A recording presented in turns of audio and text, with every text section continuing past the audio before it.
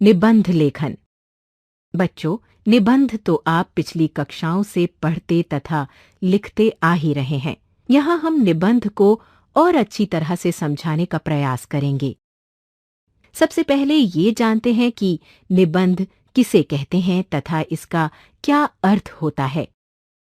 निबंध का अर्थ होता है भली प्रकार से बंधा हुआ, अर्थात किसी विषय पर अपने विचारों एवं अनुभवों का व्यवस्थित रूप में लिखा गया लेख या कोई रचना।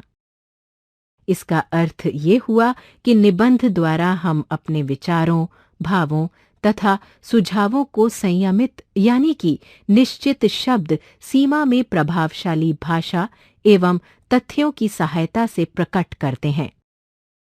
निबंध के विषय अनंत हो सकते हैं, यानी कि निबंध किसी भी विषय पर लिखा जा सकता है।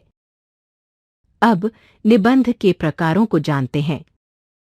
निबंध मुख्यतः 4 प्रकार के होते हैं। पहला, वर्णनात्मक निबंध। बच्चों, वर्णनात्मक निबंध के अंतर्गत ऐसे विषय आते हैं जिनमें विषय विशेष के बारे में विस्तार से वर्णन किया जाता है, जैसे किसी मेले, त्योहार, ऋतु आदि का वर्णन करना। दूसरा, विवरणात्मक निबंध। विवरणात्मक निबंधों के अंतर्गत ऐसे विषय आते हैं जिनमें विषय का विवरण दिया जाता है, जैसे विशेष स्थानों, स्मारकों, घटनाओं, यात्राओं का विवरण प्रस्तुत करना। तीसरा, भावात्मक निबंध। बच्चों, भावात्मक निबंध में भावों का महत्वपूर्ण स्थान होता है। इनमें किसी विषय जैसे मित्रता, परोपकार, मानवता आदि विषयों पर लिखने वाला अपने मन के भावों को प्रकट करता है। चौथा, विचारात्मक निबंध। विचारात्मक निबंध में किसी विषय के पक्ष, विपक्ष, हानि, लाभ आदि के विषय में विचार व्यक्त किया जाता है। ये निबंध देश तथा समाज की समस्याओं से जुड़े होते हैं। इसके अंतर्गत आने वाले विषय हो सकते हैं विद्यार्थी और अनुशासन, आतंकवाद, प्रदूषण की समस्या आदि। निबंध लिखते समय कुछ बातों का ध्यान रखना चाहिए, जैसे निबंध किसी एक उद्देश्य अथवा किसी एक विषय को ही लेकर लिखा जाना चाहिए।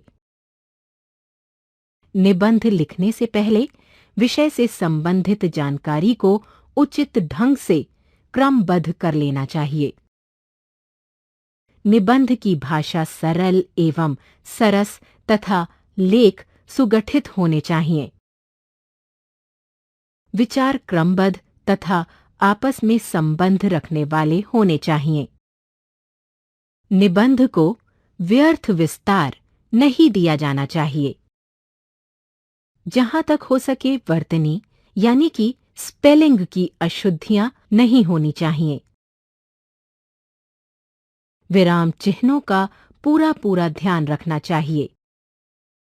निबंध में किसी महापुरुष के कथन, कविता की कुछ पंक्तियों अथवा सूक्तियों का समावेश करके निबंध को प्रभावशाली बनाया जा सकता है।